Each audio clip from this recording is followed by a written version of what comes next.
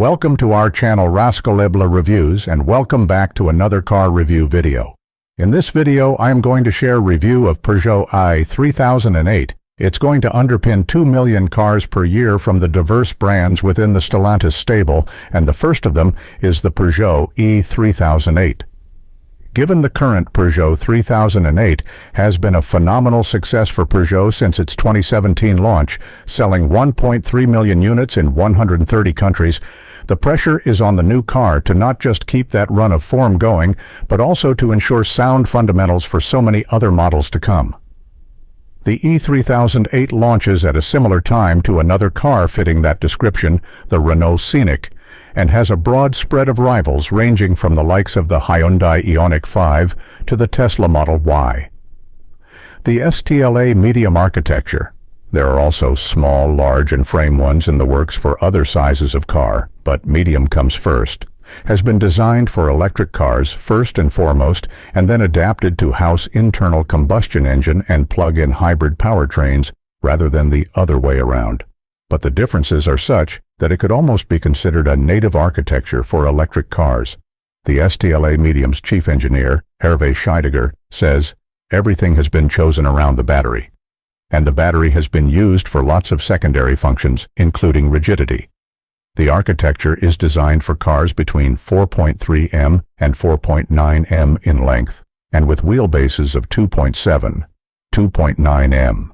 So at just over 4.5 m long, and with a wheelbase of 2.7 m, the e3008 is towards the more compact end of models that will use STLA Medium.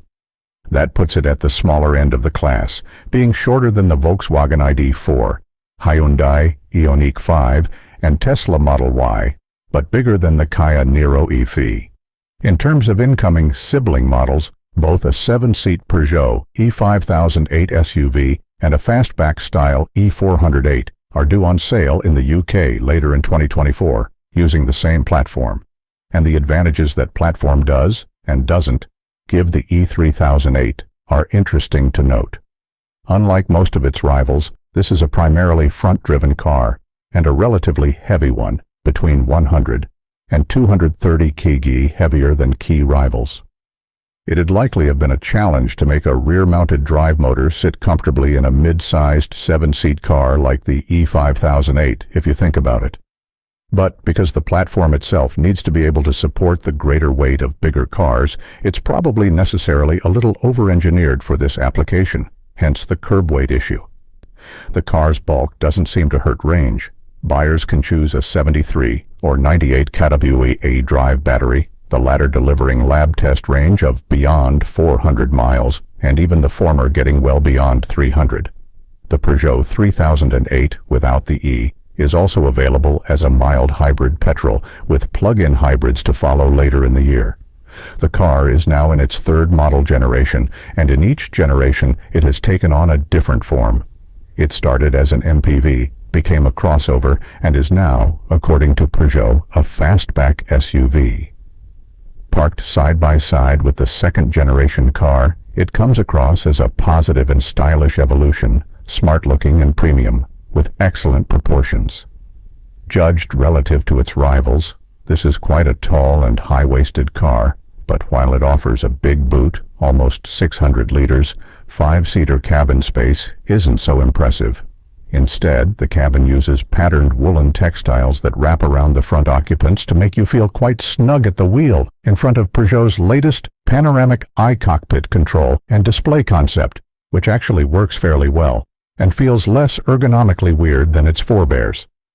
The cabin has real style and high levels of perceived quality. There's no chrome, instead, lots of appealing fabrics and aluminum trim.